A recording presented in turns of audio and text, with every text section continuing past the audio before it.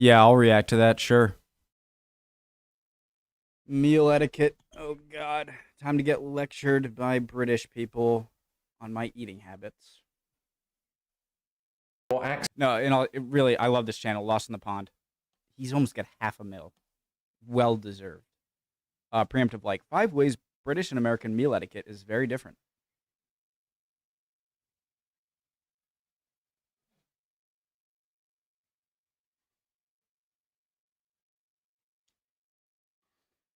Okay, let's go. Accent and you are American, their ears might prick up a bit thinking, if they hear your accent and you are American, their ears might prick up a bit thinking, here comes a payday. Okay. Hello, I'm Lawrence, and I'm on a quest to uncover all of the memos that Britain and America lost in the pond, and one of those memos pertains to how we eat, dining etiquette. It's so important, especially when you're meeting your American family for the first time. I'm not talking from experience, maybe just a bit. Cultural differences around the dinner table don't just come down to the words we use, like chips versus fries, or the dishes that we serve. So, you know, America's pecan pie versus Britain's spotted dick, and that is an actual dessert. Okay, look it up, just not on your work computer. But doesn't it have like raisins in it? I don't like. Yeah, raisins. I'll react to that, sure. Oh, you will. Thanks. That was my other video. About some of the mechanisms that we use to get it into our mouths. I'm still talking about food. And also some of the customs and politeness norms that comes with the process of eating. And so without further crab rangoon, here are 5 ways that British and American eating etiquette is very, very different. When I'm really hungry, I don't like eating with people because I want to eat. I love to eat, okay? I love eating. It's very enjoyable for me.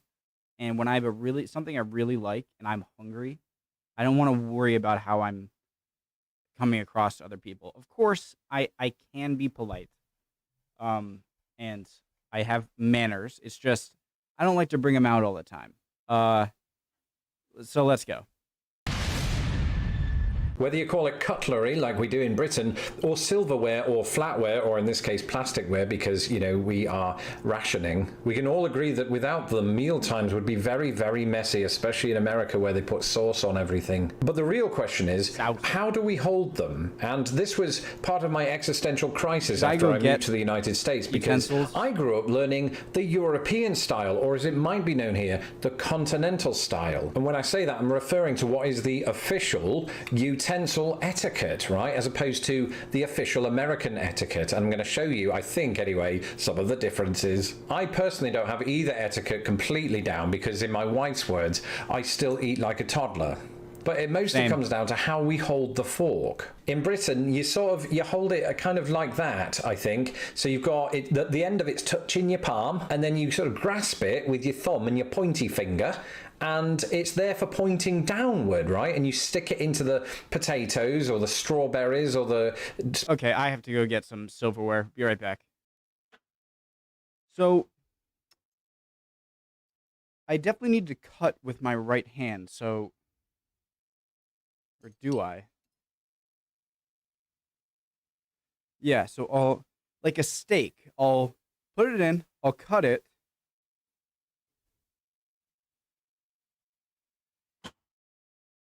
Spotted dick. And notice it's in my left hand. That's going to be important in a moment. And in the other hand, you have your knife, right? Usually like this, with the pointy finger right there, and it's touching your palm again. So consistent on both hands, right? It's almost an extension of you. You're almost Wolverine, but from the United Kingdom or Europe. And then you do this, right? Usually at a lower level. You wouldn't be able to see it. How is that the continent? That's just how you cut something. What? Okay, so I'm picking up something. And you don't put your finger there because it's like fancy. It's just it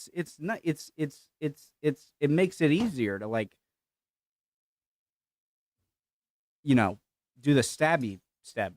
Because my arms are off screen now, so I'll put them back there. And then you cut into the potatoes or the strawberries or the creamy spotted dick. It can come with custard. That's normal. And voila, and put it in your mouth. There's nothing on this. This isn't that scene in Hook where they eat invisible food. It goes this way round, right, with the tines facing downward toward your tongue. Yeah, that's how in America, it's quite a bit different, right? Like if I were to eat a steak, yeah, of course. And then I go like that. But it's just with my left hand, it's weird.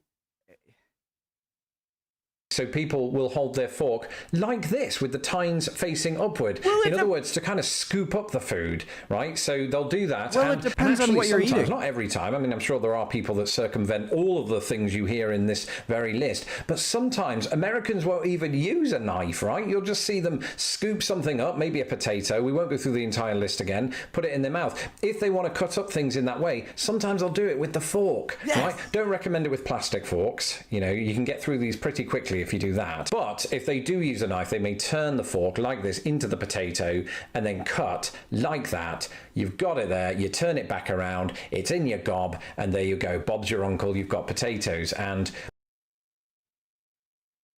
Well, I wouldn't cut it like this and then spin it around and then like this. If it's a stabby food, you know, like if it's a food that I stab on my fork to then put in my mouth, then yeah, I'm always going to do it with the tongs down just because that's, but yeah, if I'm eating like rice, you know, that's what a lot of Americans do. My father-in-law, though, did this. He had it like that and like that. He'd turn it that way, and then like that. It sort of looked, I should tell you that my in-laws were cavemen. But it was through those very cavemen / dear relatives of my wife that I was first introduced to our next entry. Yes, saying grace. This one is quite a tough entry in many ways because, you know, in order to talk about it, I do have to somewhat generalize. And also, yeah, I don't ever remember really doing that. I don't have much data to back up what I'm about to say. Yeah, it depends. Like if you're more religious, then maybe you will. It's kind of. It's more observationally driven, right? So when I lived in England for 27 years of my life, I don't say that with disdain, it was a good time, but in all that time, I don't really remember sitting down to a dinner function of any kind and really sort of saying grace beforehand. In other words, kicking off the meal with a sort of faith-based thanks. Yeah, the only times I've ever seen it is like in movies or TV sometimes. Of that, and again, this is where the generalization comes in, so bear with me, but in England we tend to be less sort of like publicly open or just sort of maybe even my privately open, if you can be, among your like family members about your religious beliefs, whereas in the United I'm talking over him because I can't, I gotta go back like 10 seconds, but like my grandparents at like Thanksgiving dinner, maybe that, but I mean never like, all right, it's dinner, sit down, say grace, eat. We tend to be less sort of like publicly open or just sort of even privately open, if you can be, among your family members about your religious beliefs. Whereas in the United States, I think people are more sort of proud of that, whatever their religious faith is. And so sometimes in some families, and this again could be regional, so I might well be generalizing, but some families, including the extended relatives that I married into, I didn't marry them, I married into the family. Some families, and I gather maybe quite a lot of families here in the United States, particularly at special events like Thanksgiving or maybe even a homecoming of some kind, will sort of say grace before the meal, and there'll usually be one family member who stands up and says it on behalf of the entire group, and then you say amen and go about your way. For me, it was quite weird at first, I think. Now, I'm very sorry about the noise in the background, guys. Construction stuff. Respect about your way. For me, it was quite weird at first, I think. Now, I'm very respectful of other people's religious beliefs. I didn't really know what to do except just sort of sit there and then wait for it to be done. And then, because I had half a mind on the turkey. So what are you going to do? And because I don't care. Like if I ever go to someone else's house to eat dinner and they say grace, I'll just go along. Like I'll have no issue. I have no issue doing it. I have no issue not doing it. Whatever, you know?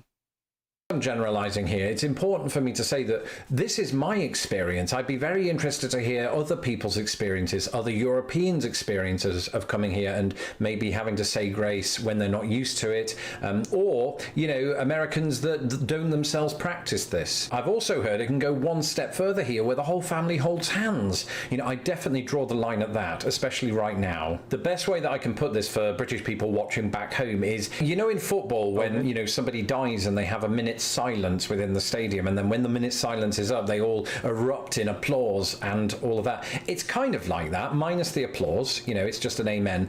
But the energy after that is great because you all want to tuck into your food.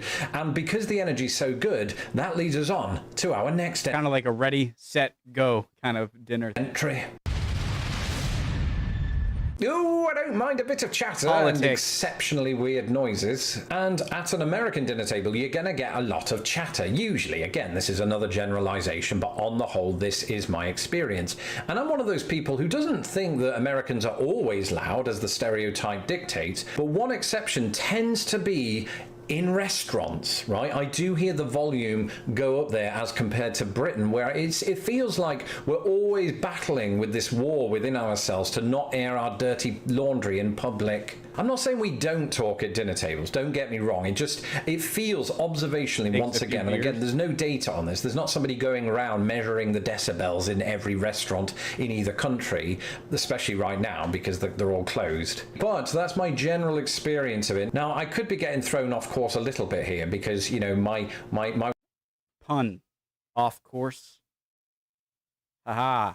Sorry. Experience of it. Now, I could be getting thrown off course a little bit here because, you know, my wife's family are really loud. Don't tell them I said that, although this is a public video. They know it's true. I've told them before, and that's why we've not spoken in a year. But here in America, you might be in a restaurant, sitting down with just one other person, trying to have a quiet, intimate conversation. And to your right, there's this really loud family with a 5-year-old running around with a stupid hat on that he got from the restaurant, right? So they're He's talking about a real experience. Further enhancing the volume of said family. And then on the other side, there's clearly what is a date happening, and the woman is just sitting there quietly, looking quite glum, while the man very audibly and haphazardly talks about all of the Fortune 500 companies he's worked for, and she stares into space, presumably thinking of all the ways that she can get out of there. But on the other hand, once you do get used to that sort of raised volume, it does add to the atmosphere, you know, and if you're already in a good mood and you enter somewhere, I feel like there's like a certain level of chatter that is kind of even more comfortable than a lower level. Because like if like one part of the restaurant's super loud and the other part's not, but as soon as it all just kind of blends into a kind of background white noise of people talking, then it's kind of better. No, right? Yeah. where thousands, oh, that's a huge restaurant, hundreds maybe, where there's lots of people and they're in a good mood and it just sort of bounces off the walls, you know. But speaking of restaurants, that brings us on to our next entry.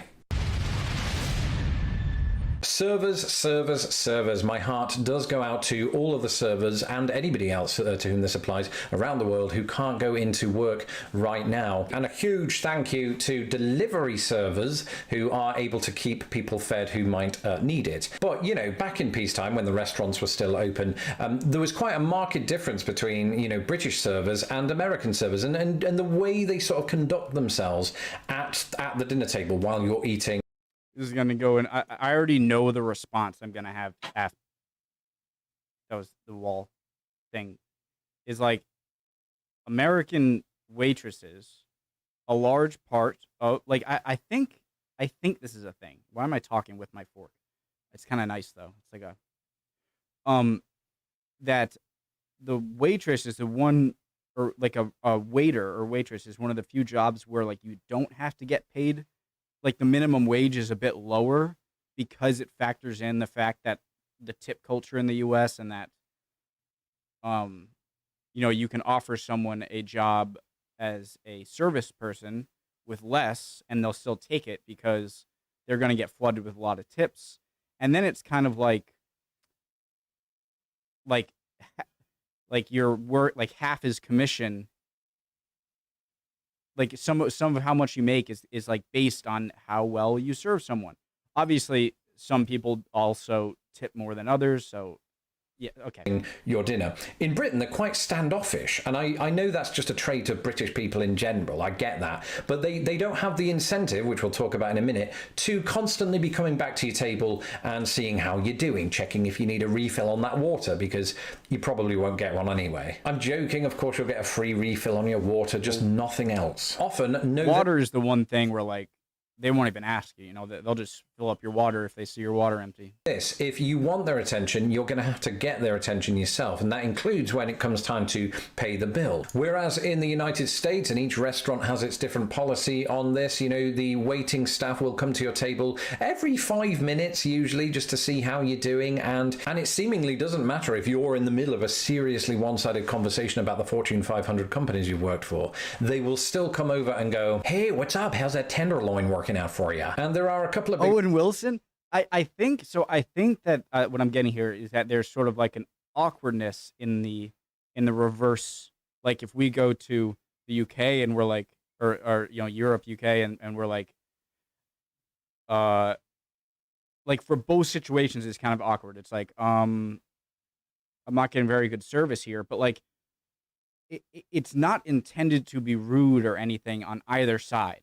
You know, it's like, I think once you realize what the culture is around this certain thing, then it'll be much easier to deal with it. You know, you know, like when the first time you go to Europe and you don't realize the differences in waiting a table, then you're going to be a bit surprised. Just like if you come over here and you're like, why do they keep coming over and like, hey, how you doing? How you doing? And so that's kind of, I think our expectations are going to make us dislike the way we're served either way.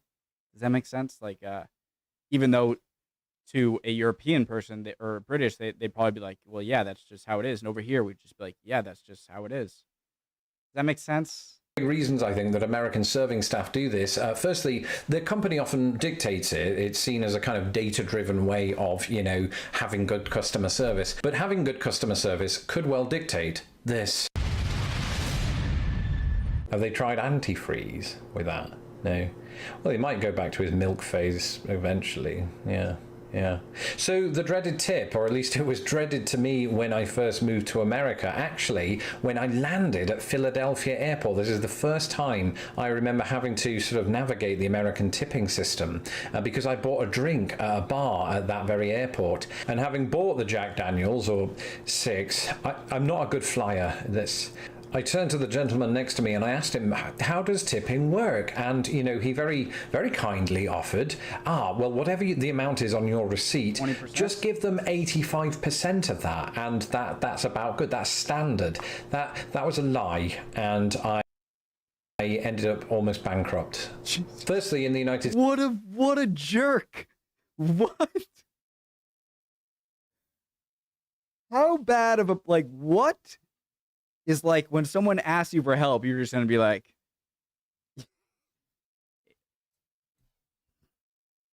why? What? Just help them out. Just give them 85% of that, and that's about good. That's standard. That was a lie, and I ended up almost bankrupt. Firstly, in the United States, regardless of the amount, it's very much expected that you do tip because that's basically how servers make their wage. And the standard amount that you're expected to tip is the complete opposite of 85%. It's 15%, right? But if you thought it was good service, or just to be sort of a good person, really, you can definitely tip more than that. I typically tip. Just try saying that after 6 whiskeys. I did that night. I typically tip, particularly if I'm on a trip, 20%.